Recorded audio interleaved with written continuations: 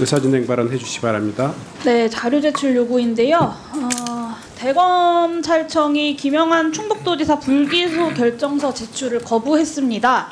명예와 사생활을 침해할 염려가 있어서라고 하는데요. 저는 납득하기가 어렵습니다. 이게 제가 충북도지사의 개인적인 문제에 대한 형사 처리 결과를 알려달라고 하는 것이 아니라 이 참사를 막기 위해서 공적 책임을 다했는지를 점검하기 위해서 이 공적인 업무에 대한 그 불기소 결정서를 제출해달라고 한 것입니다. 근데 이게 어떻게 명예훼손일 수도 있고 이게 어떻게 사생활 침해입니까? 그 불기소 처분도 사실 굉장히 미심쩍은데 국정조사를 하는 과정에 불기소 처분서도 제출을 안 하는 건 결국에는 지역검찰이 도지사 관련 눈치만 본다라는 것을 스스로 자인하는 꼴이라고 생각합니다. 반드시 제출해야 되고요. 이 지하차도, 궁평 이 지하차도가 침수될 때까지 김영한 도지사 수차례 위험 상황을 전파받고도 아무 조치도 하지 않았습니다. 이 도민들의 생명과 안전을 지킬 의무를 외면한 도지사가 혼자 무혐의 처분을 받은 이유를 국민들 모두가 납득하지 못하고 있습니다. 그래서 이 국정조사의 목적이 참사의 원인과 책임 소재를 낱낱이 규명하는 데 있기 때문에 이 불기소 결정서는 책임 소재를 규명하기 위해서 가장 기본적인 자료들 중에 하나입니다.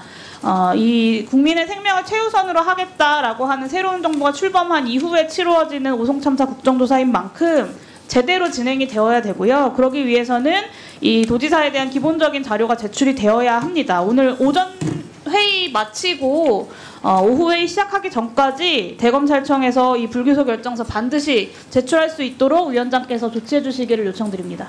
네. 한꺼번에 제가 또 정리하도록 하겠습니다. 우선 이현희 의원님. 예, 우리 존경하는 용혜인 위원님하고 비슷한 취지의 자료 요청인데요. 검찰의 국회 무시, 국민 무시 행태가 여전히 개선되고 있지 않습니다.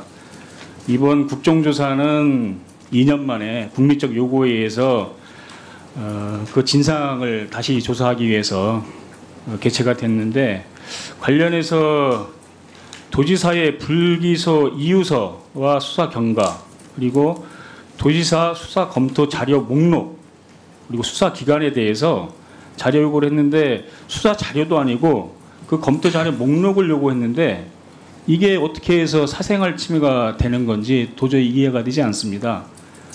검찰에서 이번 그 회의 끝나기 전까지 이 김영한 도지사 불기소 이유서에 대한 그 자료 목록 이런 것들을 제출해 주실 것을 위원장님께서 강력히 좀 지도해 주시기 바랍니다.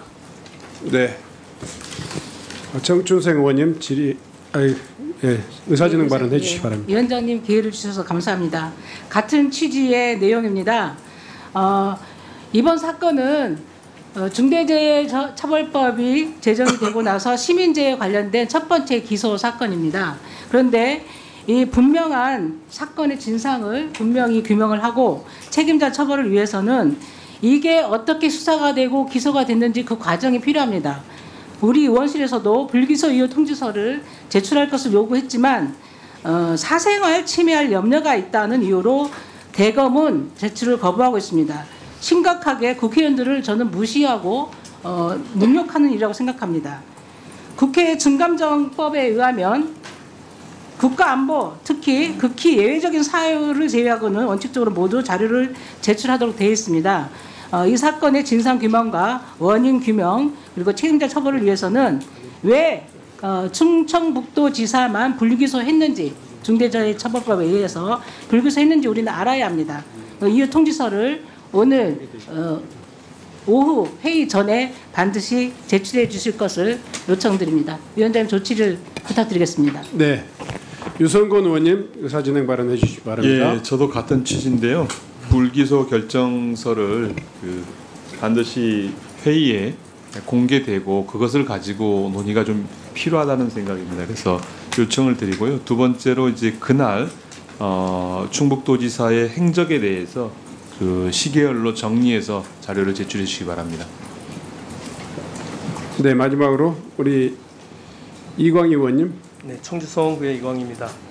저는 그 경찰에서 사고가 있자마자 경찰들이 일부가 참여했다는 거짓 보고를 했다는 이유로 138명의 새로운 조사팀이 구성이 돼서 열흘 동안 조사를 합니다. 그럼에도 불구하고 검찰로 수사가 넘어가게 되는데요.